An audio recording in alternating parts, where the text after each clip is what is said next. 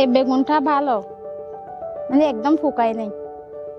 আগে মানে আরো অল্প করে করতাম, এভাবে জানতাম না কি মানে বেড করে গোবর দিয়ে গর্ত করে গোবর দিয়ে এরকম ভালো উন্নত জাতের চাষ জানতাম না। কিন্তু সেশন করার পরে এখানে গ্রাউসের মানে কৃষক মানে স্কুল পর্যায়ে শিকার পরে আমরা এগুলা জানতে পারছি। তাই এখন এই পদ্ধতিতে বেড করে গর্ত করে গোবর দিয়ে জৈব সার ব্যবহার করে আমরা বেগুন চাষ করি, যে কোনো চাষই করি।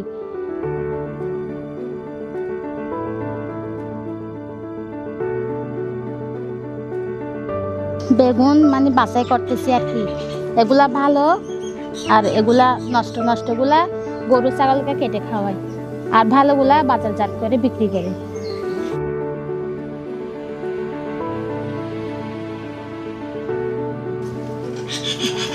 আমার মোট 3টা ছাগল আছে, একটা প্রজেক্ট থেকে টাকা পাবার নিছি আর 2টা বেগুন বিক্রি করে নিছি।